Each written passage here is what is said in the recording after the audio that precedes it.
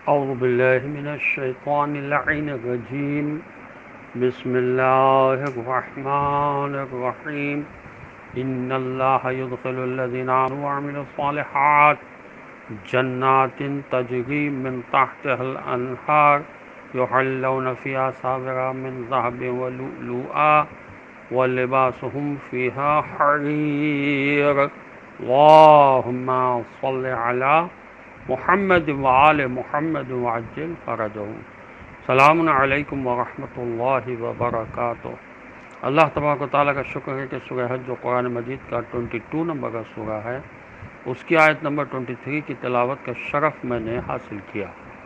اس کا ترجمہ یہ ہے کہ جو لوگ ایمان لائے اور نیک اعمال بجا لائے ہیں، اللہ یقیناً انہیں ایسی جنتوں میں داخل کرے گا جن کے نیچے نہریں بہہ رہی ہوں گی.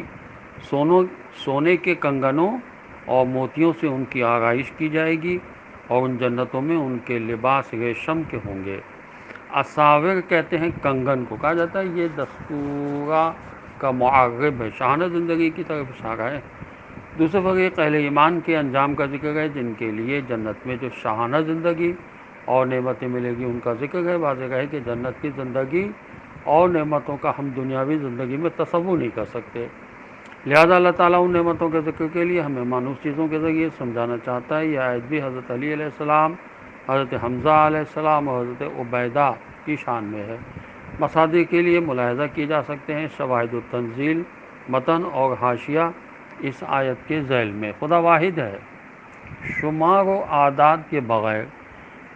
حضرت علی علیہ السلام کا نہج البلاغہ میں خطبہ ہے 185، جس میں ارشاد فرماتے ہیں وہ واحد ہے لیکن شمار اعداد کے تحت نہیں. وہ ہمیشہ سے اور ہمیشہ رہے گا لیکن مدت کے حساب سے نہیں. قائم ہے لیکن ستونوں کے سہارے نہیں. وقام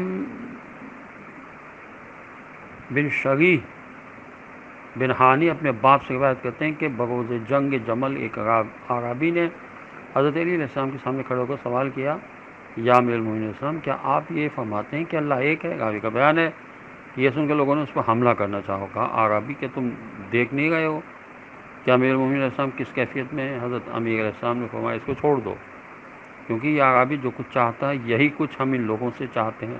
تو فرمایا اے عربی، یہ کہنا کہ اللہ ایک ہے، اس قول کی 4 صورتیں ہیں جن میں سے 2 اللہ کے لیے جائز نہیں اور 2 صورتیں اس کے لیے ثابت و جائز ہیں. جو 2 صورتیں اس ذات کے لیے جائز نہیں، ان میں سے ایک تو یہ ہے کہ جب کوئی کہنے والا کہتا ہے کہ وہ ایک ہے اور اس سے اس کی مراد گنتی کا باب ہو، یعنی 1 کے بعد 2 اور 2 کے بعد 3 آخر تک، تو یہ صورت جائز اور صحیح نہیں ہے. کیونکہ جس ایک کا دوسرا نہیں ہوتا وہ گنتی کے باب میں شامل نہیں ہوتا. کیا تم نے نہیں دیکھا کہ جو لوگ اللہ کو 3 کا تیسرا سمجھتے ہیں وہ کافر ہے؟ دوسری صورت یہ ہے کہ وہ ایک ہے، یعنی انسانوں میں سے ایک ہے. اس جنس سے کہنے والے کی مراد 9 ہوتی ہے، یہ بھی اس کے لیے صحیح و جائز نہیں ہے، کیونکہ یہ ایک تشبیہ ہے اور اللہ تعالیٰ اس سے بالا تر ہے.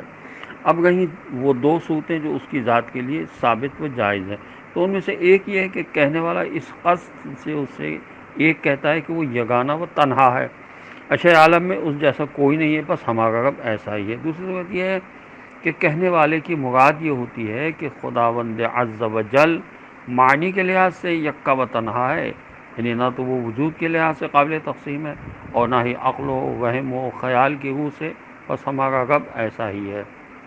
یہ معانی الاخبار میں بھی ہے، خصال صدوق میں بھی ہے.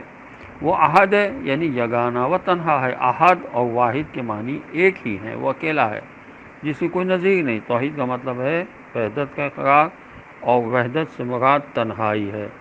وہ واحد ہے اس لحاظ سے کہ سب سے ہٹ کر جداگانہ طور پر موجود ہے، جو کسی چیز سے وجود میں نہیں آیا، نہ ہی کسی اور چیز سے مل کر متحد ہوتا ہے. اسی لیے تو کہتے ہیں کہ گنتی کی بنیاد ایک پر ہے، لیکن اس ایک کا شمار گنتی میں نہیں ہوتا، کیونکہ گنتی ایک پر نہیں بلکہ 2 پر واقع ہوتی ہے. بس اللہ احد کے معنی یہ ہوئے کہ وہ ایسا معبود ہے کہ مخلوق جس کے ادراک و کیفیت کے لحاظ سے عاجز ہے، وہ اپنی الوہیت میں یگانہ ہے اور اپنی مخلوق کی صفات سے بالا تر ہے. یہ حضرت امام محمد باقر علیہ السلام نے فرمایا. اور نہج البلاغہ کے خطبہ 152 میں یہ بات بھی ہے کہ وہ ایک ہے لیکن نہ ایسا کہ شمار و گنتی میں آئی. حضرت علیہ السلام نے فرمایا ہے اس خطبے میں. اور حضرت علیہ السلام نے یہ بھی فرمایا کہ وہ ایک ہے لیکن ایسا جو گنتی میں نہ آئے. والسلام علیکم ورحمۃ اللہ وبرکاتہ.